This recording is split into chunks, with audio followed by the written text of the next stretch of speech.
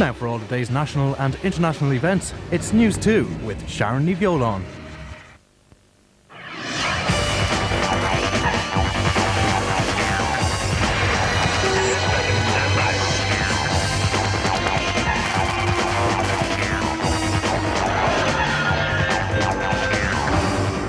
The controversy over genetic foods intensifies, but Tony Blair, for one, says they're perfectly safe.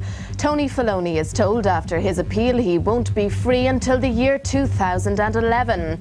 Kevin Keegan odds on for the England job after talks today with the football bosses. And is this the next eco-battleground, the environmental dispute that's threatening Cork's power?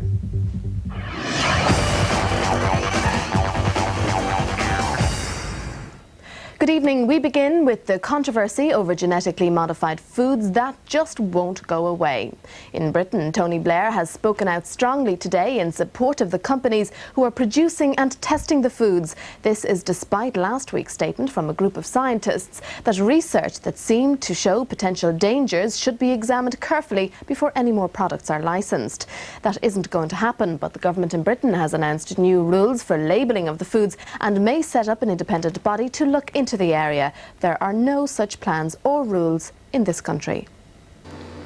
Now the government in Britain is coming under pressure both from consumers and from within its own party to establish an independent commission to oversee the whole area of genetically modified foods. Today it was announced that new legislation about the compulsory labelling of such foods will be introduced in May.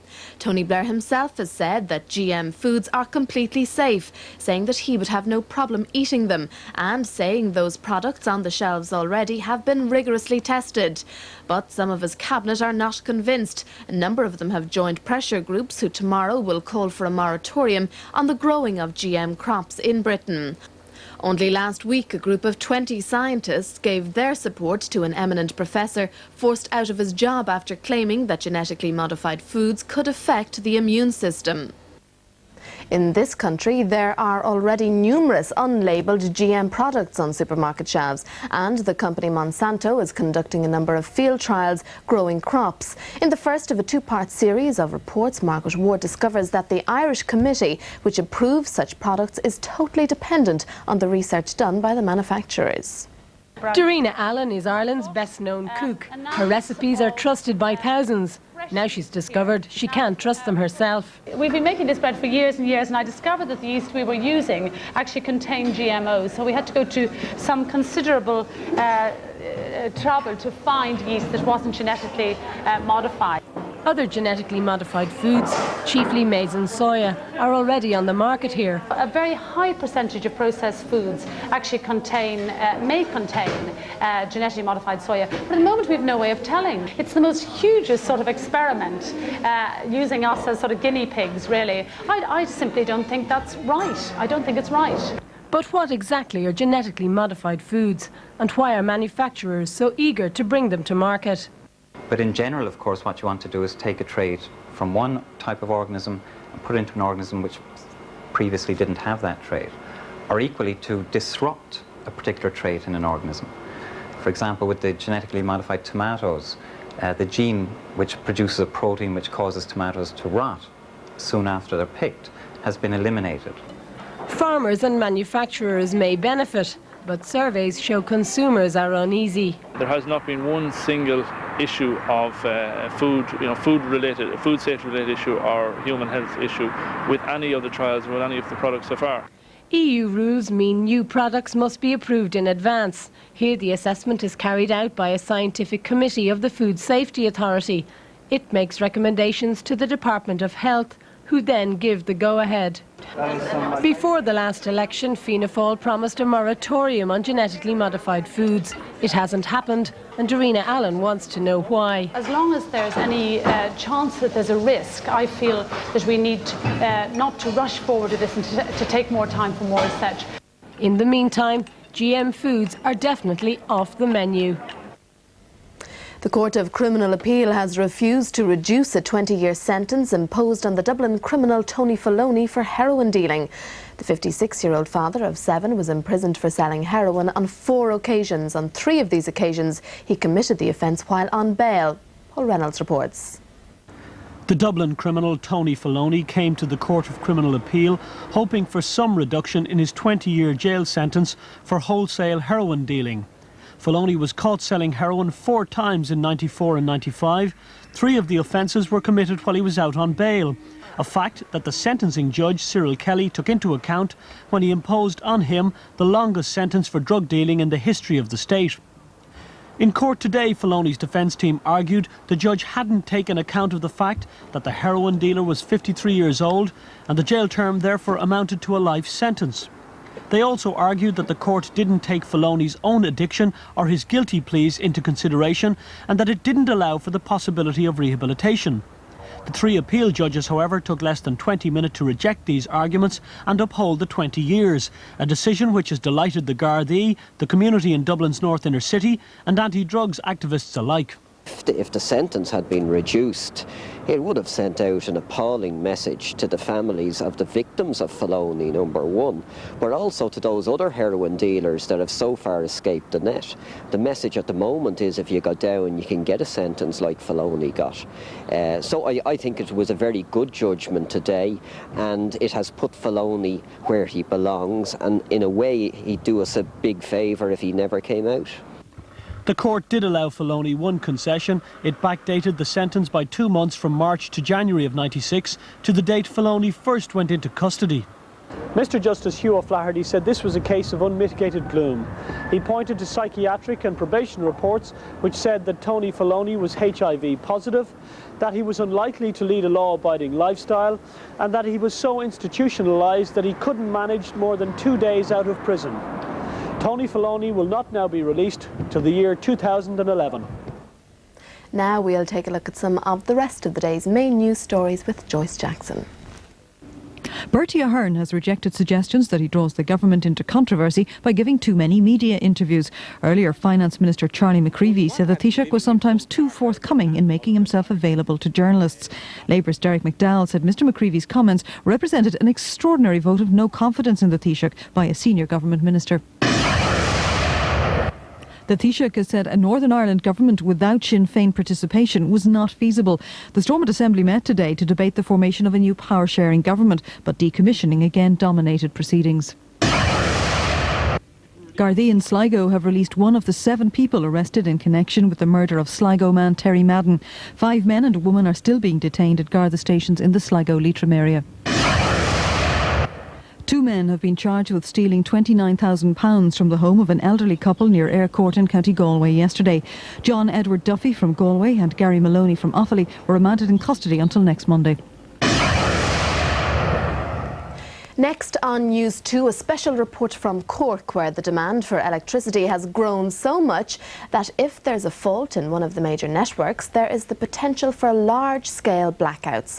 The ESB are attempting to build a 23-kilometre power line around Cork Harbour to relieve the problem, but there is intense local opposition and the dispute is set to escalate. 2 groups of eco-warriors have set up camp nearby to support the locals' campaign. Deirdre McCarthy reports. We have a very serious situation in Cork at the moment where if we lose any of our key networks, we could affect our customers. Even with all of their permission, they still cannot put up this line. They still have a huge problem because nobody wants it. More power means more pylons, and they are urgently needed to satisfy the demand for electricity in Cork, which has doubled in the past 3 years.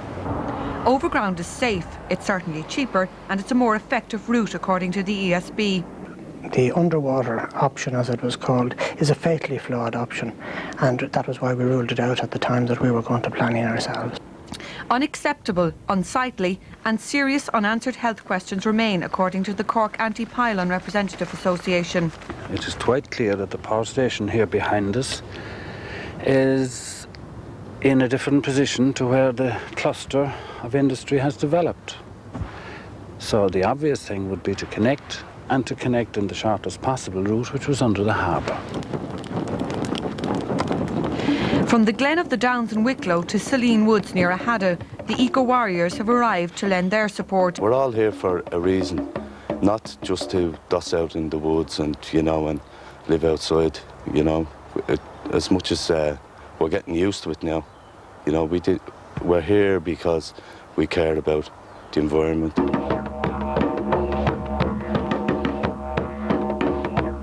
One local 18-year-old even went so far as to give up his job. I could do a lot sitting at home, you know. I could still do a lot for it, but I think the most direct way that I could do it while I'm young and everything. Across the harbour here in Cove, more of the campaigners have set up base. They are located in this wooded area, which they claim will be cut down as part of the line from Ahada to Rafine. And they say they won't budge and are even prepared to be arrested in order to stop the completion of this project. That may not be too far off, and there is the support of 37 farmers who say they won't allow the ESB access to their lands. Even so, the ESB says it has started work preparing the laydown areas. The clock is ticking. Time and power, it seems, are running out. In the current climate, it's either blackouts or electric storms that are now close by. Deirdre McCarthy reporting there. The Automobile Association said today it's completely unacceptable that a quarter of the drivers on our roads are using provisional licences. There's a record 90,000 people on the waiting list for driving tests. The AA says there's been an explosion of private car ownership, leading to a huge demand for tests. Ireland is now the only EU state where drivers are allowed to drive unaccompanied on a second provisional licence. The Department of the Environment says plans are being drawn up to reduce the waiting list for tests. The Bank of Ireland has confirmed it's in discussion with the government on a £100 million plan to get middle-income earners back into the first-time buyer market. But the plan, which has been greeted cautiously by a number of people in the industry, is unlikely to have any tangible benefits in the near future. Later in the bulletin, you thought you'd heard the last of them, but Bill and Monica are now the stars of a new musical. But now Clare has all the day's sports news.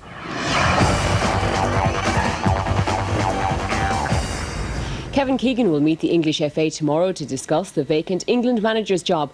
But Keegan is insisting he'll turn his back on the chance to manage his country's national side to continue his work at Second Division Fulham. Colin Murray reports. There was a palpable air of anticipation all around at yesterday's Old Trafford FA Cup sixth round clash between Manchester United and Fulham. That atmosphere was generated by the mere presence of visiting manager Kevin Keegan when he conceded for the first time that he would be willing to talk to the FA about becoming the next England manager when they hold negotiations on the position tomorrow. In the event yesterday, his team did him proud as they battled mightily in the Lions' Den before eventually going down by the only goal of the match. The FA have confirmed they'll be holding talks with Keegan about the England post today, but they also add that he's not the only candidate for the job. Fulham chairman Mohammed Al Fayed has allowed the FA to approach his manager. Keegan himself has said all the right things about not deserting his club, yet he's never hidden the fact that becoming England manager really appeals to him. I will stress that Kevin is one of a number of options we're considering at the moment, but we do hope to be in a position to make a more positive announcement later on in the week. If Keegan's focus does now shift from Fulham to England, his next big worry will then be the Euro 2000 qualifier against Poland next month. It's expected that he'll be offered a number of options in his negotiations with the FA tomorrow. One suggestion is that he should work part-time alongside caretaker coach Howard Wilkinson until the summer, when he will then be offered the chance to take over completely. But one thing now looks absolutely certain. Kevin Keegan is the FA's first choice as new England manager by the proverbial mile. Leeds manager David O'Leary today became involved in the club versus country row surrounding the Youth World Cup finals in Nigeria. Leeds say they're worried that the injections required for the trip could mean that Stephen McVale, Alan Mailbury and Damien Lynch would be ruled out of O'Leary's immediate plans and appear ready to risk FIFA sanctions by refusing to release the players. Well, FIFA today backed the decision to replay the Arsenal-Sheffield United FA Cup tie and poured cold water on rule changes to stop a similar incident happening again.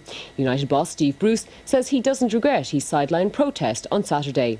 Look, I'm somebody who, when the game's been played, the way I played the game, I always give it 100%. When I felt as if somebody's unjust, and of course you've got a right to be angry.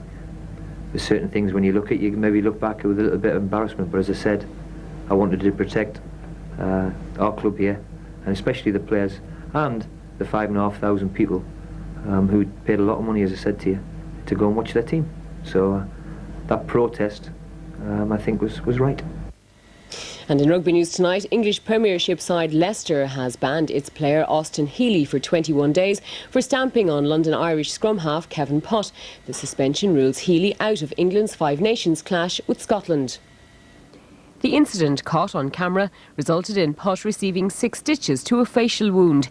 Healy was today cited for stamping by London Irish, but it's not yet clear if the 21-day ban will satisfy the Sunbury club.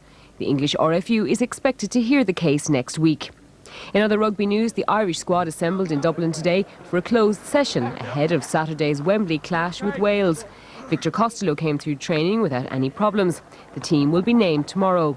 Centre Alan Bateman has been ruled out of the Welsh side with a hamstring injury, while coach Graham Henry also has worries about David Young and Craig Quinnell.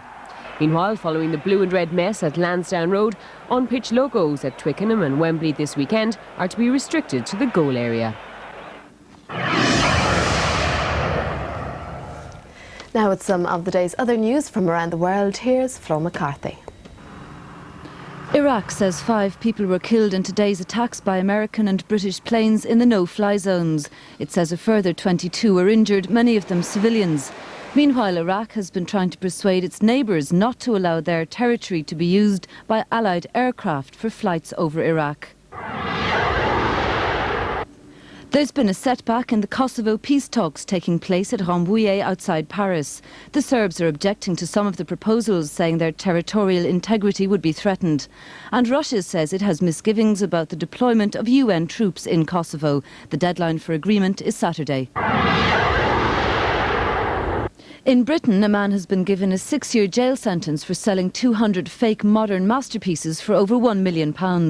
John Drew smuggled forged documents into prestigious galleries to prove the paintings were genuine.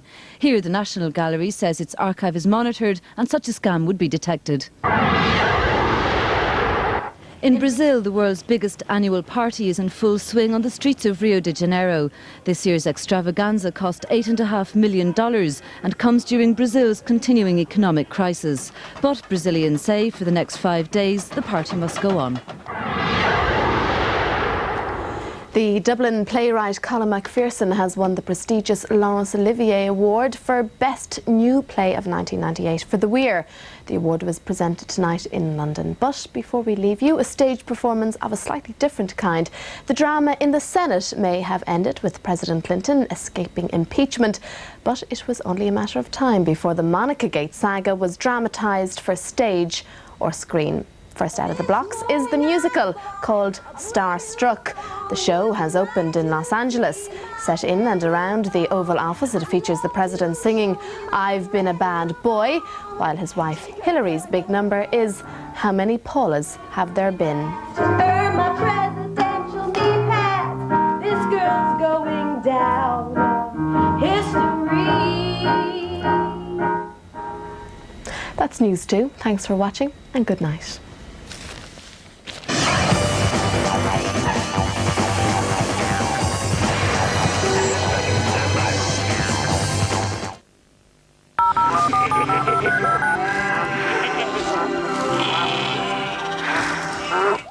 Now the forecast on 2 from Met Éireann.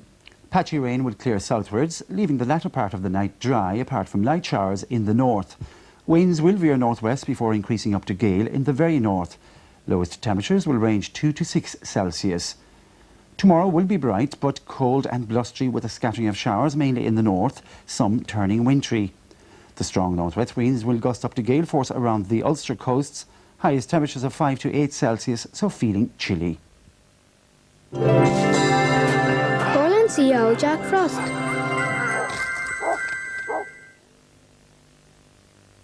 A rousing live performance by Scottish group Capper Cayley is next on 2.